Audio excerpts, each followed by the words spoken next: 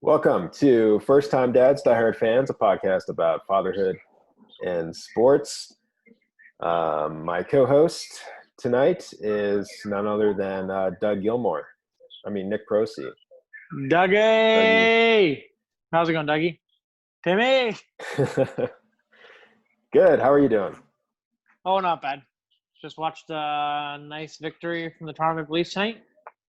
That's right. What a way to start your afternoon off, I guess. Yeah, it was a great game. The Leafs completely dominated the tie-up series with the Blue Jackets, but we'll get into that in a little bit. Nick's a good friend of mine. Nick, his wife is pregnant. Becca, how is she doing? Good. Same old. We've entered the third trimester. We're expecting a baby boy. All is status quo, really. Back pain is still there, but I think that just comes hand in hand with pregnancy. Yeah. But today's been probably the best day for pain-wise for herself. So really, no burning, nothing crazy, but it's good. How about yourself? Yeah. So how's baby Ethan? How's baby Ethan going? He's doing pretty well. He's still got thrush, which is like a yeast infection in his mouth. We've been trying a couple different medicines that they put him on, but nothing seems to be getting rid of it. In fact, it seems to be getting worse. Trying to figure that out. It was weird. Like a couple nights ago, Laura just had like severe pain in her breast. And so the next day we went to go see her doctor, and the doctor had like no idea what was going on. So they did a culture, and they also took a culture out of Ethan's mouth as well. Just trying to see if maybe those two things line up, if it's the same thing. We're still waiting on that. We're not really sure. Laura's been taking Advil, which has helped a lot with her pain. But it's weird. You know, we think it might be. I mean, she had some issues with mastitis, where basically the milk gets clogged up in the breast and it doesn't come out, and it's very painful. But after probably a whole day of that, finally it was able to get loose, because kind of the only thing you can do for that is you can take some Advil for the pain, but the only way to fix it is to have the baby feed, because the baby just through feeding is able to get the milk flowing again. So we were able to get that going again, but now she's had this pain that has come back, and which is weird because the milk is flowing fine, but she's dealing with some pretty serious pain, which makes feeding pretty tough. But she's been on Advil, and that's helped out. So kind of a strange situation, but she seems to be feeling a little bit better than she was, and so a little bit strange. Well, yeah, that is. Hopefully all is well, or all turns into well and gets better soon. Like soon. Mm-hmm. Yeah, that'd be good. So, and hopefully, they can figure out kind of what's going on with Ethan too, with the thrush, and how to combat that. Yeah. So I'm assuming sleeping is not up to the 5 hours we were talking last. No, it's it's been a bit of a struggle. I mean, it hasn't been that bad sleeping. Right. What's interesting, we went to see the pediatrician on the same day that we went to see the doctor, and the pediatrician said that the thing about thrush is it doesn't really affect the baby much. Like the baby doesn't really feel like pain from it or anything like that. It's just kind of like a warning sign that like something is wrong. Right. So yeah, so we're trying obviously to get rid of it, but I guess what's kind of a silver lining there is he's not in a whole lot of pain or anything. So I guess that's a good thing. That's right. Yeah. Just something you got to deal with, and hopefully it's obviously bump in the road and a smooth sailing from here. Yeah. But I feel like that's being a first-time dad and dealing with all these. Everyone always says, I've always heard these stories of families with 2 or 3 kids, that the first one you have, like, for example, this stuff happens. And as a guy a parent that's never dealt with it, you always hear the second child comes along, they had this rash or this fever, and the parents' instinct kicks in, and it seems to just take over, right? Like it seems like similar stuff happens, or something different happened completely, but a parent doesn't react crazy, for example, like, oh, I better go do this. But thrust is obviously something you have to take care of. But I'm just saying, in general, parents seem to, after the first one, for example, after this passes with Ethan, you and Laura will be experts with the next thing that comes through. Yeah. But yeah, I definitely hope so. But people often talk about how, like, when you have the first baby, you're like freaking out all the time, making sure he's like safe and, checking while he's sleeping to make sure that he's breathing and stuff. And so there definitely is some of that. But yeah, pretty quickly, when you're sleep deprived, you don't really, I guess you're not as neurotic about those kinds of things. After a little while, you're just, trying to stay alive, trying to survive. Yeah. But no, it's a lot of fun. And what's interesting is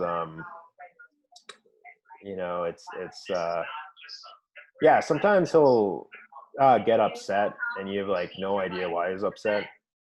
And sometimes you like have to walk around with him, for him to stop crying. Like if you're just sitting there and holding him, sometimes he just like cries.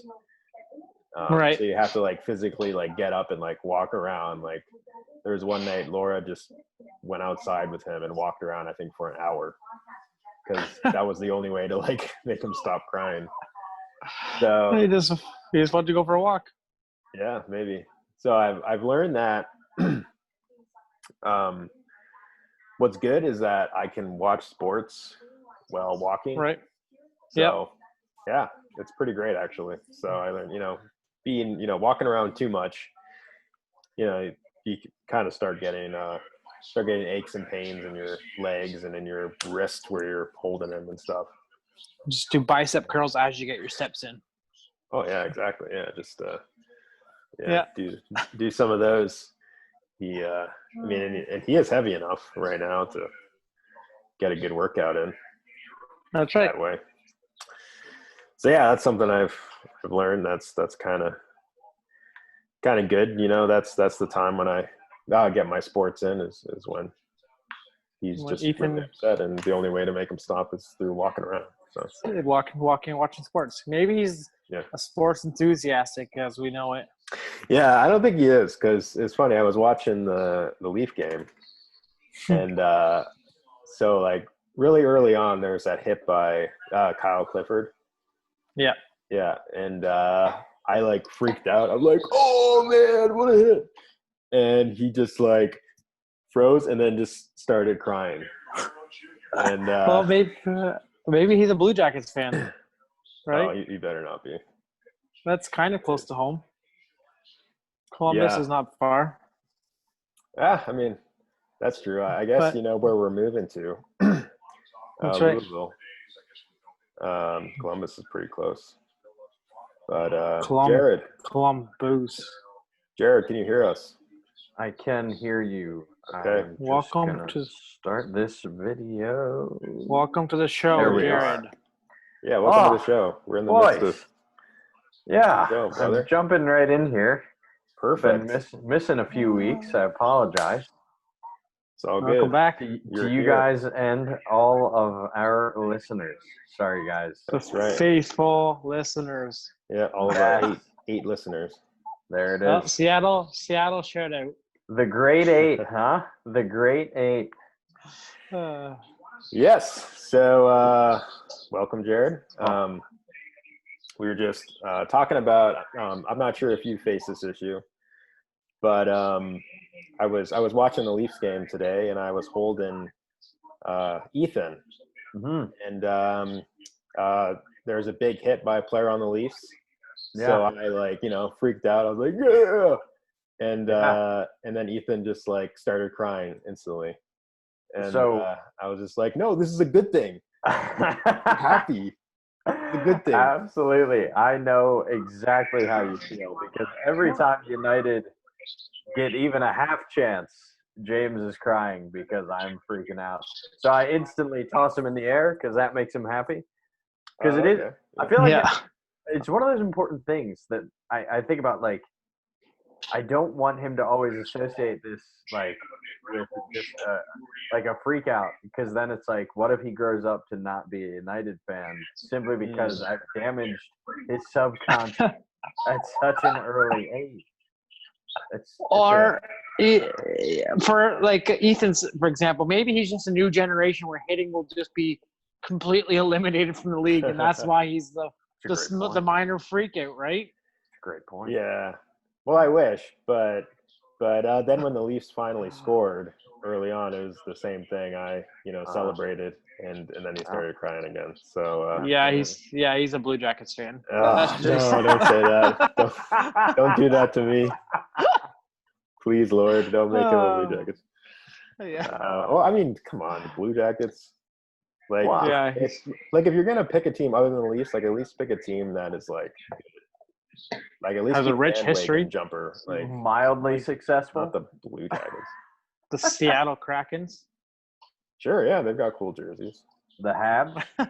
Would you accept that? Habs. All right. I mean, that's I'm signing off now. Successful group. Yeah, that's true. They are, but no, can't do it. Yeah. So, Jarryd, I wanted to ask you. Actually, I know Nick has a burning question for you that he's been wanting. I have had a burning question. So Nick has a bone to pick with you, Jarryd. Right? Not at all. No, so this is a question for all fathers out there, I guess, or all parents, I guess. We're doing our checklist. We're getting the crib set. That's done. The change table set. We're setting up our nursery, more or less, or we are. Mm-hmm. We need to still get a baby monitor. What would you recommend? Tim had a brand for us. What do you guys use? What do you and Jen use? We use a VTech, I think it is. Okay. It was we had looked into that a little bit. There are those things that you can use through the phone. Yeah, that's what Tim. Through different security measures that you can have around the house that can connect to that. Yeah. Ultimately, for us, what it came down to was we just went local and bought Walmart had a sale, and it was the only things that were a major checklist for us were the night vision camera. Yeah, you can see what's going on,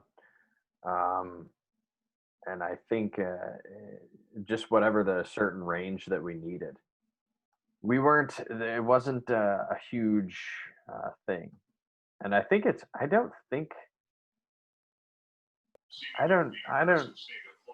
know of any particular features that really stand out for me. I know there are some people really go after it, but ours was on sale. It was 40% or 60% off. So we got a good deal, and that was about the basis for what we what we wanted. But it's pretty nice.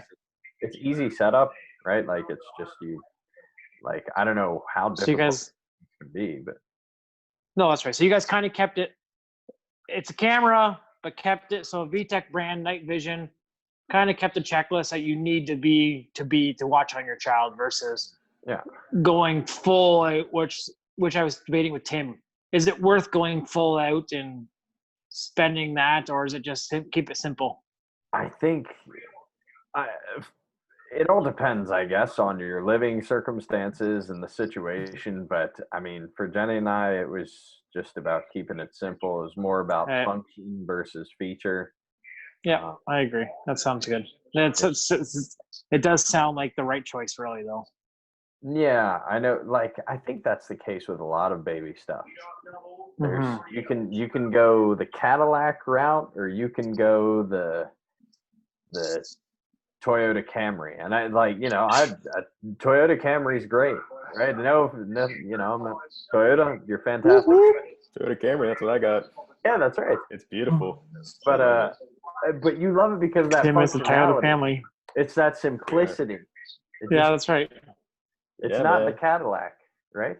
So I've got close to 300,000 miles on it. It's still running. There you go. So like it's new. Yeah, that's very true. Very true. So go to the Camry.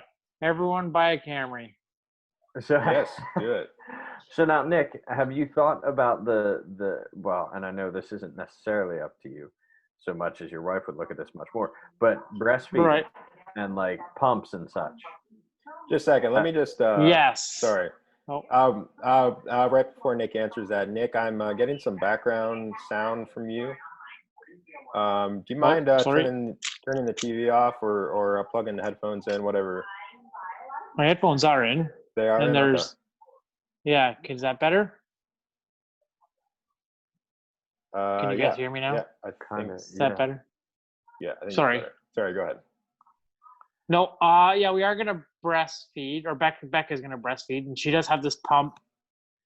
Do I know the brand? No, but she has chosen this pump out to go purchase later on.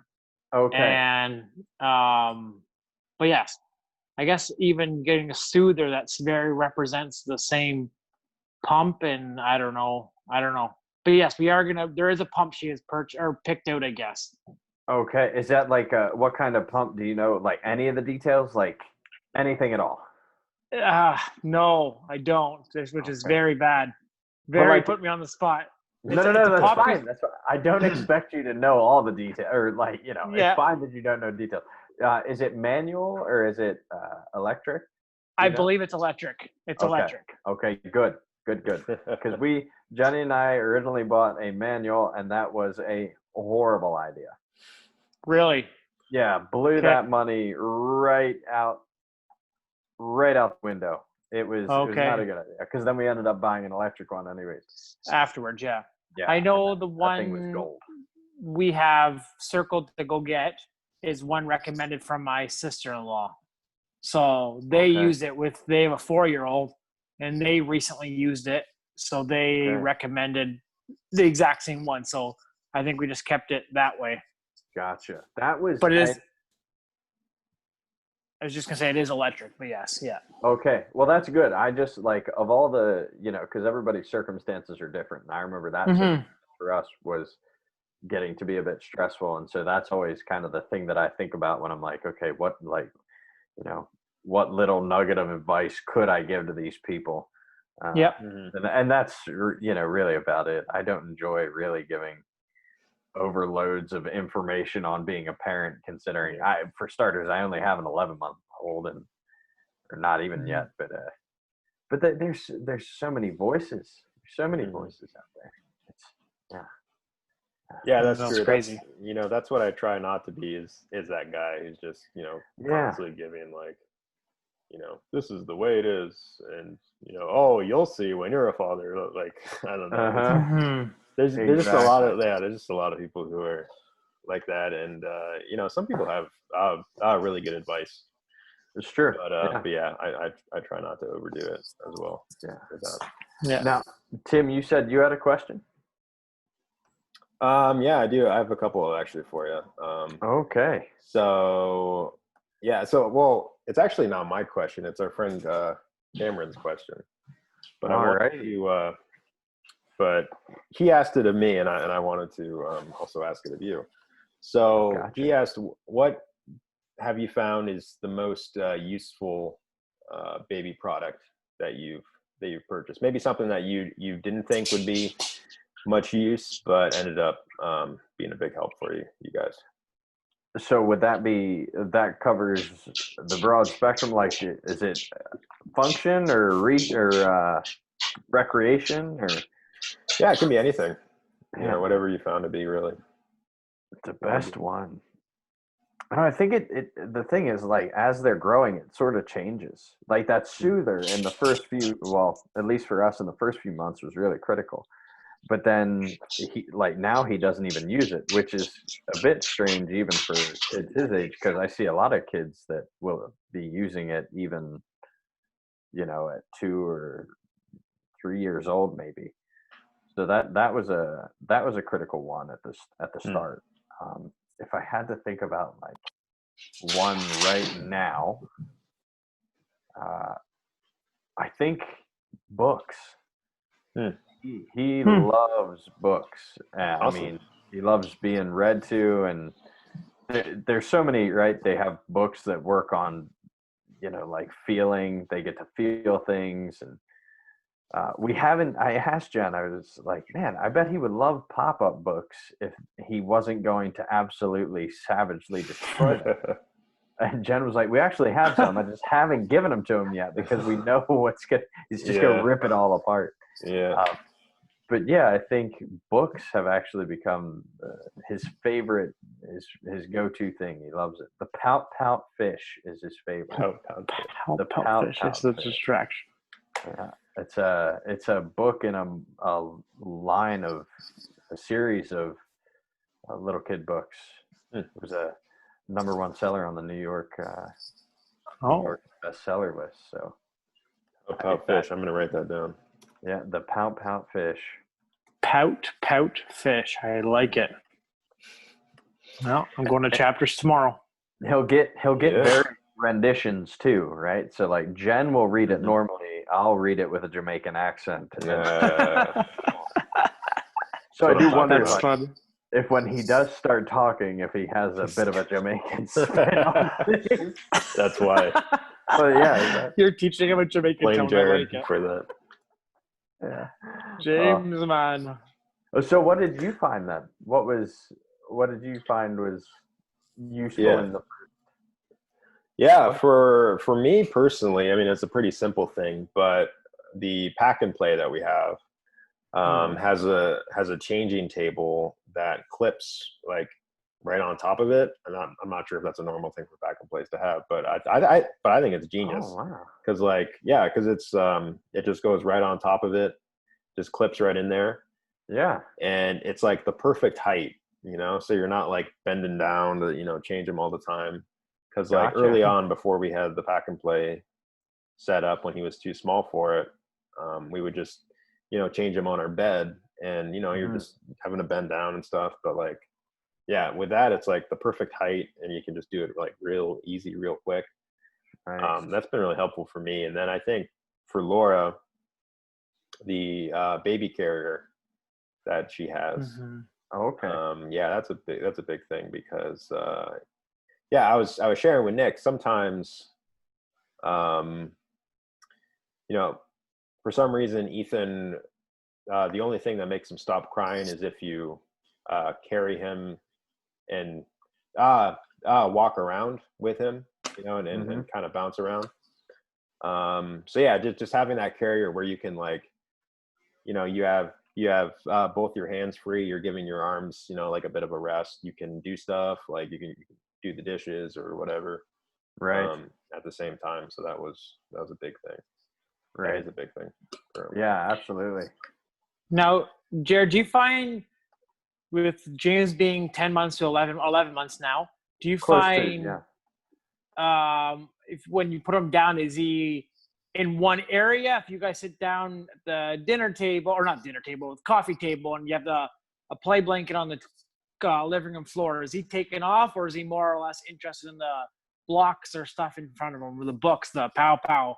Yeah, the pow pow peg in front of him. Yeah, so he is interested, but only for so long, and then he wants to go. Now, see, the interesting thing is he hasn't enjoyed crawling. So if we put him on his stomach, he's not a big fan of it. He doesn't want to crawl.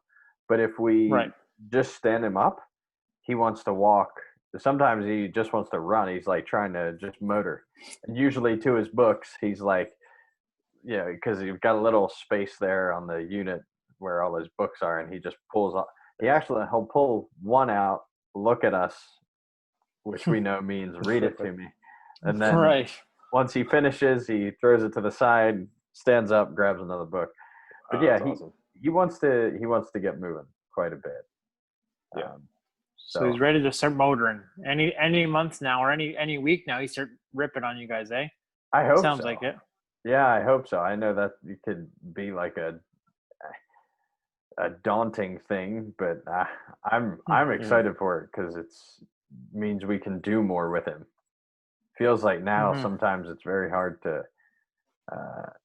funny enough, like stay seated that long and like just be reading, and it's like I've had him kicking a ball now, Oh, nice. and if I That's like good. he can roll it back and forth with me, Mm-hmm.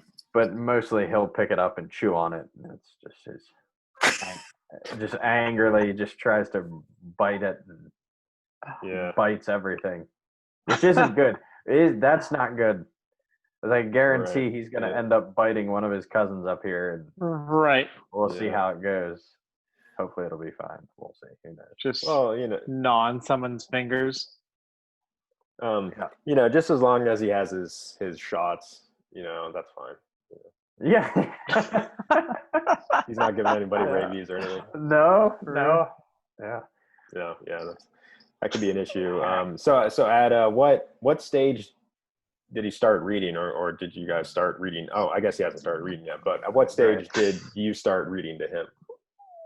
I think his grandmother was the first to do it with him, and that was must have been at 4 or 5 months. Okay. Yeah, so it's been a while now. He's good enough now where he can flip the pages in sync with what we're like. Oh, wow. So like you can get done and you can like tap it or just show him, and I flipped the page. Oh, wow. Yeah. Doesn't rip it out. Cool. Doesn't rip the page out. No, he'll try and bring the book up and chew on it because they're mostly like there aren't many paper, right? They're kind of like cardboardish. Cardboard, Yeah. Yeah, true. Mm-hmm. Yeah. That's exciting. That's one thing I'm really looking forward to is being able to read to him and have him, kind of follow along and track with it and stuff. So yeah, I'm looking forward to doing that. That's exciting. Yeah. All right. So Nick's under a bit of a time crunch here. So I wanted to transition now to the sports portion of the pod. All right. Wanted to start with the NHL playoffs. It's back. We got some hockey. It is back. It's fast and furious. Yeah. So I mentioned, Nick and I were watching the Leafs game this afternoon. Big 3-0 win over the Columbus Blue Jackets to tie the series up 1-1. One thing that kind of took the air out of that win was Jake Muzzin getting injured right near the end of the game, having to be being stretchered off. Really kind of a freak play. He just kind of fell and looked like he hit his head on a Blue Jacket player's knee. He got cross-checked. He did get cross-checked from behind, up on the numbers, almost on the nameplate. So he did get hit from behind. Now, it wasn't like a violent, I guess you couldn't say, there was no penalty on the play. So clearly it wasn't clearly visible. It was violent, but slow it down. You slow anything down, anything looks violent. Looks bad, yeah. But he did get hit from behind.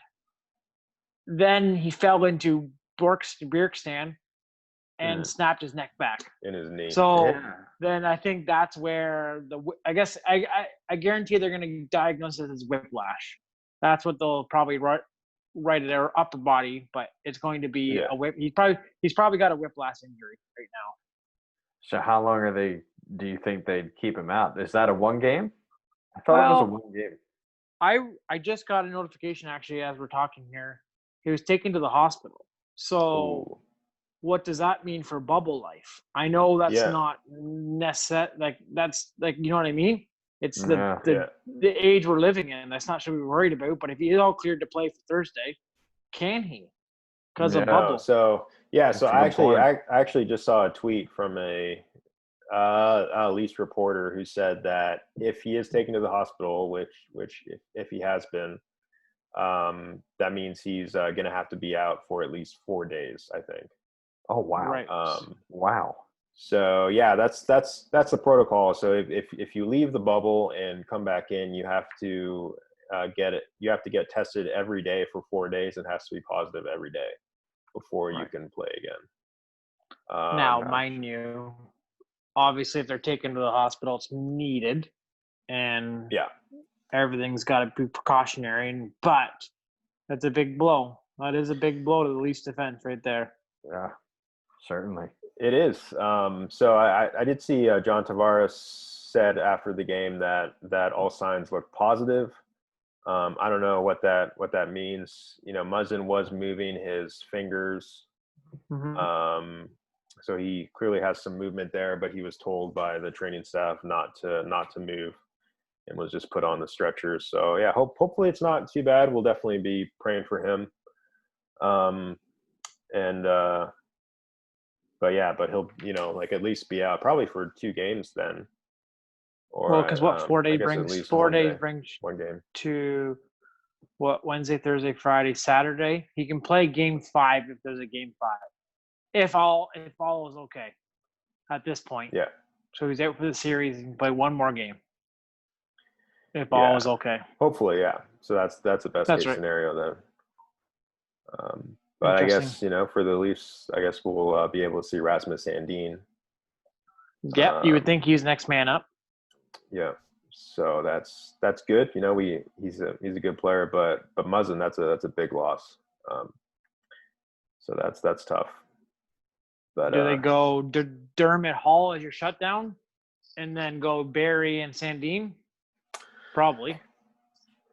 Yeah, maybe. Right. Yeah, Move Dermott I could up. see that. Yeah. Yeah, Jarryd, I guess the Jets are currently playing. Yeah, 1-1 at the moment. Just survived the power play again. Thank goodness, because Calgary's power play was on fire, to say the least. There in the first game, and I don't think they got a power play goal in the second game, but they might have. Yeah. We'll see what they can do. I truly, I was just reading recently that Scheifele is not looking as though the injury is long term. Okay. So I think they're hopeful to have him back maybe later in the series, or maybe if they're thinking that they can get past the Flames in the next series. I'm assuming Line will come back probably maybe the next game. Unless he's in. I haven't been able to see any of the game yet today. I thought he was out today, but maybe I'm wrong. No, I think you're right. And, with those 2 guys gone, chances are of getting past the Flames, don't rate them highly, I guess. But that's just need Connor Hellebuck to play like Helly. Yeah, that's true. He's a good goalie. Yeah, but this has been the majority of our season, right? Injuries have plagued the season for the Jets, and it's why they are where they are now. And it's just something that you got to continue to battle through. But that comes with the territory of playoff hockey at this point, right? So just push through it, and hopefully we can get past the Flames and then kind of regroup. Yeah. Yeah, for sure. So that's a series we'll be watching closely, but looks like there's going to be a lot of good series. And we saw the Oilers beat the Blackhawks yesterday to tie that series up 1-1, and then Pittsburgh beat Montreal. So they're both tied 1-1. So yeah, I mean, Carolina's up 2-0 on their series, and they could win it tonight against the Rangers. Minnesota's up 1-0 on the Vancouver Canucks. They play tonight. It's a big game. And the New York Islanders are up 2-0 against the Panthers. That is on the surprising. Panthers beat them 4-2 today. And Panthers? yeah. Sorry, go ahead. No, the Panthers just not seem right all season. Like anything they've done, it just not.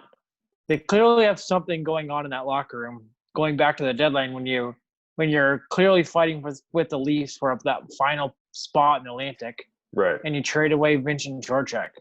You don't trade away a player in your top 6, if not your top 4, at the deadline while trying to fight for the playoffs. And it's not like they traded away for someone to improve now. They kind of just traded away. They kind of made a future move versus let's try to. They made a sideways move, which shakes up your dressing room. I didn't get that move. This is back in February, but hindsight, that was only like 10 games ago, really, in NHL terms. Would that have done much for them financially, as much as them having to pay out big for him? Or? Right. I think Trocheck was due a deal, so maybe it was about looking at not trying to pay big because that's coming generally from the Panthers, and they also have to pay Hoffman this year. So Hoffman's contract is up, so that could be it. But still, worry about that in the offseason versus wrecking your chances of making the playoffs this year. I don't know. It is an interesting move, especially after paying big money for Sergei Bobrovsky and bringing in Joe Quenneville. Like they paid big for Coach Q, and they paid big for Bobrovsky. Yeah, it's interesting. And now they're down. Now they're on the brink of elimination. Yeah. Not the season the Panthers were looking for. No. Yeah. I mean, like you said, those moves they made in the offseason, people were kind of picking them as a team that could really do some damage. Just hasn't really happened. I mean, a team with some very good young players like Barkov, Huberdeau, and even Owen Tippett, and like they've got a nice defense. Like Owen Tippett's now third-year prospect technically, or 3 years removed from his draft year, but still a high octane offensive player. Really, it's just can he put the all-around game and find a spot in that lineup? Yeah, but and then Nashville beat Arizona, so they're tied 1-1 as well. So looks like we got some good series going on. We have the round robin games going on. It's a little bit hard to kind of keep track of those, when you're in the middle of all these playoff series as well. Yeah. But I did see Tampa Bay beat the Capitals in a shootout last night, 3-2. That was a good game. You know what? I guess going back to that question way back when, Cameron asking Jarryd, but Cameron being a Flyers fan, the Flyers looked unreal against Boston. Yeah, that scoreline stunned me. I didn't get to see the game, but it did stun me a bit. But little bits of the game I did get to see. It didn't look like Boston could get going at all. No, I think the Flyers are impressively good this year. Like, I don't know if Boston's a good team, and I hate to admit it, but they are a good team. But the Flyers have impressed me. Like, I don't know what it is about this team. Is it Carter Hart, or is there more about the team that I'm just not realizing? But I look at the Flyers roster on paper, and I don't think nothing blows me away. But they just keep winning. Well, I think that could be a part of it. Yeah, like the workman type of attitude, maybe less there in terms of star-studdedness, and more in terms of cohesion and just being willing to fight, which in all Philly sports, that's the big theme, just to fight. So it's and I hate Boston, so I always love watching them lose. But bit of an update. It is one of my favorite pastimes. But go ahead, Jarryd. Just a bit of an update here. The Flames up 3-1. Oh, so not good. Still a lot of hockey to go, though. That's right. It takes one to pot one in before going into the third. Yeah, hopefully. Goodness. Yeah. So Nick, do you have to head out, or are you? able to? Yes, I probably should. It's 8:00. Okay. Well, thank Um, you, sir. Thank you for No, joining us. appreciate having me. Yeah, buddy. Thank you, guys. Yeah. We'll see you guys later this week. All righty. All right. Take care, man. See ya, First buddy. time dads, diehard fans. That's right. Forever. Whatever. All Okay. right. All right, Jarryd. Now we can talk about Nick now that he's gone. No, just kidding. So I did want to ask you, did you catch the FA Cup final? I didn't get to Saturday? catch the Okay. FA Cup final. These past few weeks have been busy. Jenny's grandmother was out, and she was the first week. Jenny was sick. James was sick. Then I was sick, and Yeah. it's been a rough couple weeks, but we've made it through. I heard that Chelsea went up 1-0.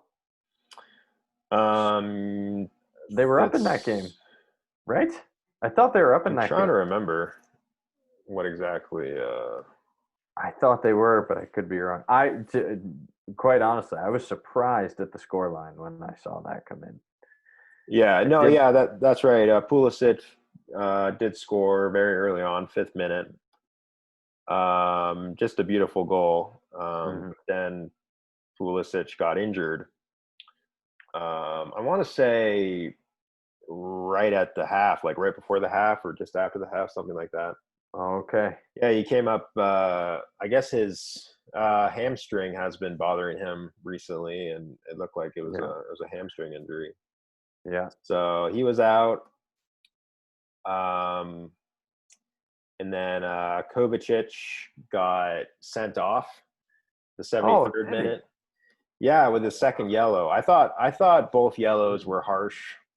Yeah, I thought they were both harsh, especially the second one. I thought it was a bad call, straight up. Oh, wow. So that was really tough. And yeah, at that point, It was just 1-1 at that point, right? it was 2-1. So it was 2-1 Yeah, at so that Arsenal got their first goal in the 28th minute on a penalty.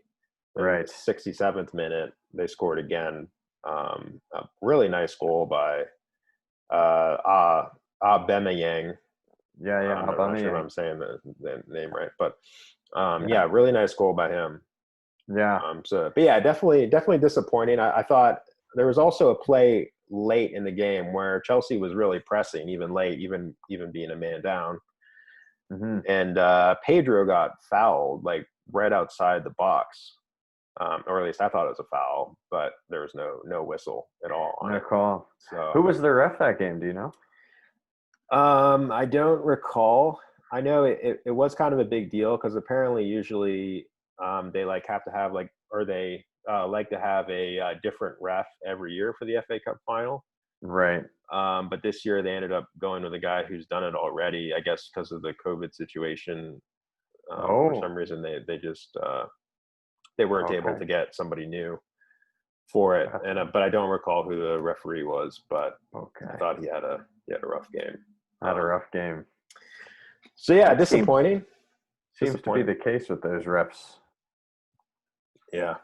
Yeah. But yeah, I mean that would be especially for yourself, a Chelsea fan, right? Mm-hmm. Like you did get that fourth place finish, and it was like, oh, if we could bring a trophy along with us, then that would make Lampard's season that much better. But, yeah, for sure. Kind of let down there. Yeah, and I would definitely take the top 4 finish over the FA Cup. Sure. But yeah, it definitely would have been nice to kind of have that little cherry on top of Lampard's first season. But yeah, Arsenal, they had a good kind of close to the season. Beating Liverpool, beating Man City in the FA Cup, and then beating Chelsea in the finals. So yeah, they still seem to have a bit of inconsistency, at least as I look at it, because I think after they came off that win against Man City, or was it Liverpool, then they went and lost to Villa. I'm not sure. I'm not sure. Yeah, Aston Villa then played them next week, and they lose to Aston Villa, which I can, as a United fan, think back on the past 7 years, and relate to that because we would do well against some top 6 sides and then just look complete garbage against some sides that we should be bossing it against. Yeah, and that was really Chelsea's story as well this season. They, played well against the top teams and then just had some real stinkers against bottom feeders. Yeah. Like that game against West Ham where they lost late in the Yeah. season. And there's some rough ones for sure. Yeah. But yeah, it should be good. Well, both of us are being able to watch Champions League football next season. So yes, that's going to be big. That is a blessing. Absolutely. Speaking of Champions League, we are back in the Champions League season. Yes, we are. On Friday the 7th, we've got 2 games, Man City and Real Madrid, and Juventus and Lyon. I believe Man City's up 2-1. They are. In that first one. So Real Madrid has some work to do there. And do you know where the game is being played? Is it? That is going to be at City. At City, okay. They're allowing it to be at City, which I don't think is, without fans, what is apart from the travel, what is it really doing? That's true. Yeah. I don't think it accomplishes too much. And the way that Real Madrid can travel, it's like, a hotel in the air. So travel won't be too difficult for the Spanish Kings. No, not at all. Yeah, I think they'll be ready for that one for sure because when they played that first leg, they were a team in 2 different spots. I think City had the bit between their teeth, and Madrid were kind of just trying to keep pace with Barcelona. It's funny how it's all turned out ever since the pandemic. So, yeah, and Juve is also down 1-0 to Lyon. Yeah. So they've got some work to do. Juve, I mean, obviously has a pretty star-studded lineup. So, but we'll see if Lyon can kind of pull off the upset there and knock them out. And then on Saturday we got Barcelona and Napoli, and Bayern and Chelsea, and Barca and Napoli tied 1-1 heading into their second leg, and then Bayern is up 3-0 on Chelsea, so that series is pretty much done. Yeah, I think that one will be done and dusted. So yeah, we'll be watching that. We are kind of running out of time here, less than a minute left on our call. And any closing thoughts about the Champions League, what you're looking forward to with quite a few games and not very much time here? Yeah, just a big eye on Barcelona and Juventus. It could very well end up being like we saw in the World Cup, where Messi and Ronaldo both exit surprisingly and close to the same day. So it'll be interesting to see how those teams can turn it around. Yeah, definitely. Yeah, that's what I'm looking for. Yeah, for sure. Should be fun. Lots of football, lots of big name players and teams. Yeah. In these last few games of Champions League, so we'll be watching that. Jarryd, thanks so much for joining us. We're running out of time here, but thanks for joining us midstream. Oh, it was good to be back. Yeah, man, it's fun. So yeah, thanks to everybody who's watched and is listening. Feel free to like, subscribe, share, do your thing, leave a 5-star review on